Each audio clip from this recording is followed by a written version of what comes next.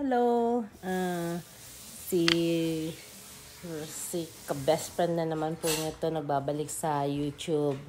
Bali, marami akong gustong i-post sa YouTube, i-download sa YouTube, kaya lang sa YouTube channel ko, kaya lang po masyadong busy sa trabaho. So, tsaka pagod, tsaka yung sa sitwasyon ngayon, mas dumami ang COVID, mas mabilis kumalat, at sometimes ayaw ko nang i-post sa social media yung nangyayari sa family ko. But ngayon, ang totoo po, second isolation na namin to. Kasi yung first isolation namin, ang unang nag-positive, yung daughter ko na 20 years old plus yung apo ko kasi lumabas sila ng December 25, Pasko. Tapos 25, 26, 27, 28, 29 nag-positive na sila. So December 30 up to January 7, hindi na ako nakapasok sa work. So stay home na ako. Tapos, nagpa-PCR ako to make sure I'm still negative. So far, so good naman po. Negative po ako. So, nakabalik ako sa work ng January 9, right ate? Bumalik ako sa work January 9, bumalik ako sa work. So far, so good naman. Kaya lang, syempre, hindi lang naman sa labas nagkakaroon ng maraming positive. Sa workplace din namin, nagkaroon.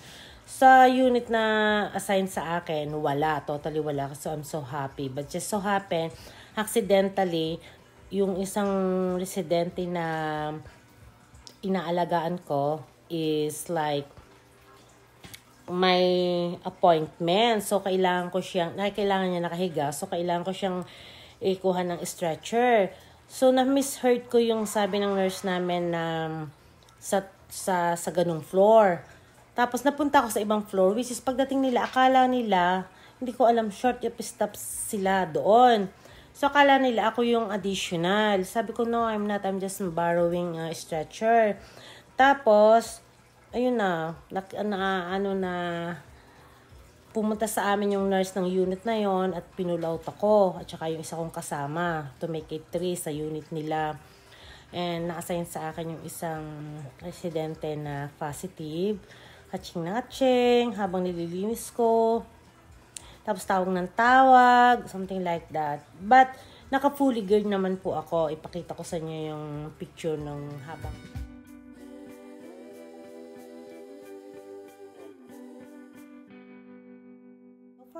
okay naman ako, like Tuesday, Wednesday, Thursday, okay pa naman ang pakaramdam ko.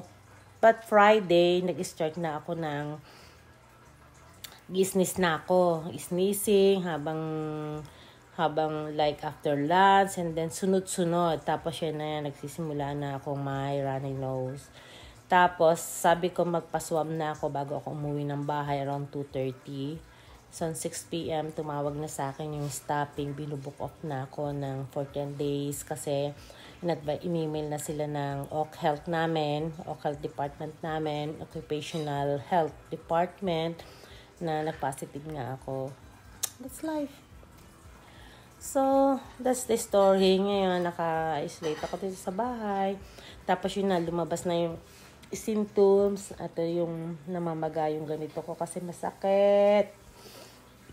Hindi ako makahinga. Pero ngayon okay na yung boses ko. At saka wala na hindi na ako nag-chill, hindi na ako nilalamig. Tapos, ano pa ba? Pero, kasi ginagamitan ko ng ito. Pag medyo makati yung lalamunan ko, I do like this. And then, hindi ako nagpo-promote ha. Inaano ko lang yung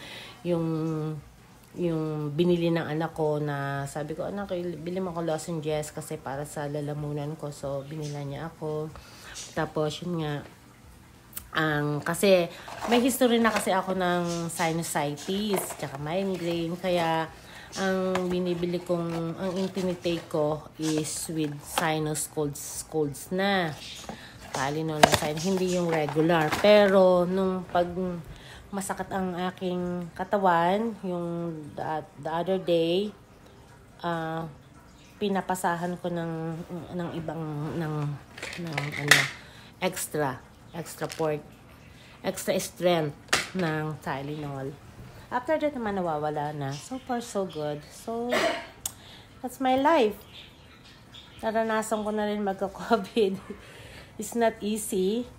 Kasi sometimes bale, today is my 3rd day of isolation. I started the occupational health knew that I was positive last Friday night, Friday afternoon. So Saturday hindi na ako pumasok. Saturday, Sunday, Monday. Today is my 3rd day. I still have 7 days to go kasi ministry may bagong bali hindi na yung family isolate na, hindi na kailangang PCR kasi once may nag-positive sa isang family member, automatic isolation na yon. Tapos yung mga hindi nagtatrabaho sa healthcare like in the hospital or ang isolation na lang nila is 5 days. So, but pag nilagnat daw, additional 1 day. But in my workplace, protocol pa rin yung 10 days. And protocol pa rin yung I don't know. I think for me, dahil ako na yung positive, hindi na ako PPCR. Pero dahil nung the first isolation ko, ang nag-positive yung family member ko, PCR muna ako bago ako bumalik sa work. So, like January 7, PCR muna ako nung nalaman nilang negative ng January 8, January 9, back to work na ako. And which is okay naman, wala man ako naramdaman. Wala naman ako talagang, tapos nag-rapid test din ako, negative, except nung nag-alaga nga ako ng nag-positive resident. Then, ayun, na-catch up ko. Na-positive din ako. It's like, it's God. Like, basta nagpipray lang ako. Siyempre, sa mga panahon na ako lang mag-isa, naisip ko lalong pag masakit ang ulo ko. Sabi ko, Lord, Pero I'm so thankful, hindi ganun kabigat ang epekto ng virus sa akin. Unlike sa other people na kailangan has. Kasi ang mahalaga, wala akong lagnat. Hindi po ako nilagnat. At so far naman, ang naririnig ko sabi ng iba, yung new COVID Omicron, right? Ay hindi daw bumababa. Ang naapektuhan lang is from here, pataas. Like sore throat, headache, something like that. And so, thank God dahil ganun ang epekto ng virus na to na do madaling kumalat, pero hindi gaya daw ng iba na naapektuhan yung heart, yung so far sa akin hindi. Kasi suggest ko yung para madali kayong gumaling, hindi ako kasi nagiinom ng green tea. Hindi rin ako masyado nagiinom ng luya, ng ginger juice or ginger tea kasi hindi po naman sa lahat ng pagkakataon ay depende kasi sa tao yun eh. Sa akin kasi lalo akong sinisikmura. So instead, eto, hiniinom ko na kailang ganito na ako, Gatorade. Yeah. Pampalakas din kasi ito ng katawan. Yeah. So mix ko yan, water, inom ako niyan, water, meron akong warm water. I always drink warm water. Keep on, yeah, may Gatorade. Then, pag Makati po to, aside sa paggagargle ko ng tubig na may asin, ilalagyan ko din yung lalamunan ko dito ng kating ko kasi ito mainit. Yan, mainit. So, nag-i-steam din ako. Pag nakapag-steam ako, very easy to breathe. Plus, pag makating lalamunan ko, after kong kumain, ito yung Chinese cough meds nila. Natutunan ko to kasi alam niyo naman nag-work ako doon sa Hong Kong. Pag inuubo, yan. Bali siya, para lang siyang honey na may Vicks Vapor Rub. pag inanin nyo siya, pag 3 spoon ang ang instruction na gamitin ko dito, pag nilagay nyo sa bibig nyo, is very warm, parang may big sa bibig at na may honey. Ito yung lasa niya. Yun nga, na-mention ko, may pagkamahal na siya kasi dati nung ginagamit ko siya nung nakakita ko sa Chinese store, bali ang ano niya is like $8 only. Ngayon, halos doble. Binayaran ko the other day is like $14 something, almost $15. But I'm okay. Hindi naman ako gagaling sa $15. Kaya kinuha ko siya, nakakailang basta kagaya nito, katatapos ko lang uminom ng 3 spoon kasi nakakatulong siya. Hindi siya pwede kang uminom ng Chinese medicine and at the same time ng Western medicine like mga Tylenol and everything. So pag may ganyan ka, pwede kang i-mix mo sa kung anong medicine na iniinom mo, hindi nakaka-apekto. Yun lang ang ma-share ko dahil na-experience ko na nga by myself yung pagkakaroon ng COVID. Plus, I'm so lucky kasi yung daughter ko, masarap magluto ng arroz caldo, chicken arroz caldo. 2 beses na siya nagluto. Tapos, kasi, hindi ko maintindihan kasi parang mas more on lumakas ang appetite ko. Minsan madaling araw, 3 a.m. Like, every 3 a.m. nagigising ako. Siguro dahil lumilipas na rin yung epekto ng gamot kasi inom muna ako ng gamot bago ako matutulog. Then, siguro pagkalipas niya, 3:30, parang gugutom ako. So, yung sopas or arroz caldo na niluto ng anak ko, ipapainit ko lang siya, tapos kakainin ko. Nagtitik ako ng gamot, tulog uli ako. So, mahalaga na laging busog. Kasi para hindi maapektuhan ng gamot yung kidney natin, yung tummy natin. Plus, the other day, make sure na laging may soup. Kasi hindi ako mahilig sa sinigang na pork. So, I asked my husband to cook tinola, chicken soup. Yun. Tapos, nilagyan ko ng gulay kasi pangpalakas din. Ang mahalaga is, kahit medyo mapait na yung panlasa ko, I try my best na kumain ako ng kumain kasi kailangan natin ng resistensya panlaban sa kung anong nararamdaman natin. So, syempre, minsan iniisip ko, buti ka, nandiyan ka sa bahay, may nag-aasikaso sa'yo, paano ka? Basta, lagi tayo magdasal, panatilihin nating healthy yung natin, kahit mapait, kumain, uminom. Headache, that's why I told you I had a headache. So, what I did, I took a shower. No? Ang pait na po kasi ng panlasa ko. So, hindi ko na alam kung ano pa yung anahin ko. So, kung ayoko na mag-iinom ng gamot. So, ang ginawa ko, minom ko ng maraming tubig. Plus, naligo ako. In-steam ko nag-steam ko ng mainit na tubig yung mukha ko. Kaya dry na dry. Kaya ngayon, after maligo, yan. Anahin naman natin. Hindi lang naman outside ang ating Kayla, am I too loud? No. Okay, thanks. Kasi yung dalaga ko, yung dalaginding ko, ayun o. May online class. And I thought I talked too loud, so I asked her. Ayan.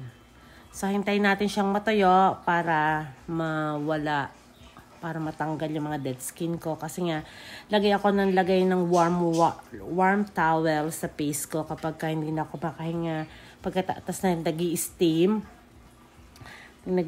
ako, ang init, talaga yung ating skin natin sa mukha. So, i-pamper din natin yan. So, mga after 30 minutes or 45 minutes, are gonna be okay. And again, ang lambot ng pakiramdam. Tapos, lagyan ko siya ng, kahit nasa bahay, alagaan din natin ang sarili natin. Yeah. See you later. Nainip na ako eh. Kaya ito malambot pa pero tinanggal ko na.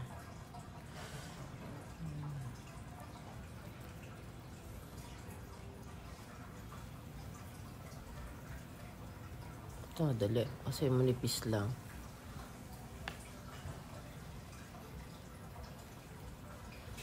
Ngayon lang kasi yung available kaya wala ako yung sheet ba. Peeling gel lang siya. Tapos after this, lagyan ko siya ng cream. Daming cheche-breche. Pero kita nyo ang lambot. Naniniwala naman ako na iba yung kanina. Yung hindi pa ako naligo, hindi ko pa siya nalagyan. Iba talaga. Yan o. Ito kasi malambot pa.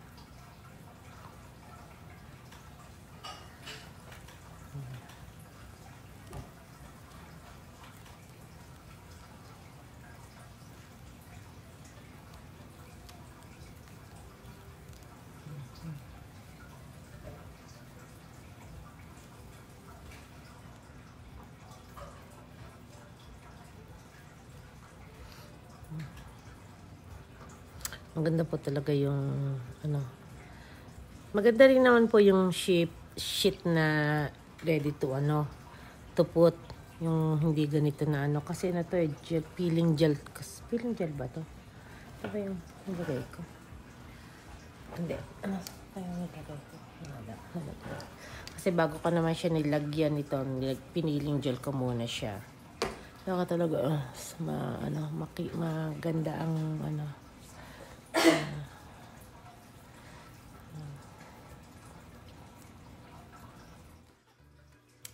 tanggal na natin lahat yung nasa face ko.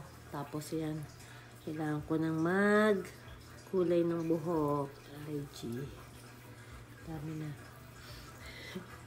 Pag nandito ka sa bahay, ang dami mong naiisip. Lalo na kung yung word na nakaka-board dahil dinadivert ko yung nararamdaman ko sa ibang bagay ba kasi ang pait-pait ng panlasa ko. Actually, nag-skip ako like kahit meron ako dito sa face ko na kumain pa rin ako ng burger. Like ito yung pinagkainan ko. Hiniwa-hiwa ako ng maliliit at sinusubok at ninunguya ko kasi yung siguro sa dami na ng gamot na nainom ko dahil pag masakit ang ulo ko, inom kaagad ako. Ang pait na ng panlasa ng biko. So, kaya nag-iisip tayo ng mga bagay na gagawin ngayon. Okay. Yan. Ganun ang may COVID na nasa bahay. Nagpapaganda para though yun nga yung panlasa ko is very mapait. Kakainom ko lang ng pero feeling ko baka uminom ko ng mainit na gatas para yung masubside yung panlasa ko. Tapos I wish na magdala-diretso na yung paggaling ko para makabalik na ako sa trabaho. Okay? Thank you for watching. God bless us all. Pinipilit kong maging masaya para at least hindi naman yung bang hindi nakakaano ng pero kahit may nararamdaman tayo, at least positive outlook pa rin tayo. Okay? Bye!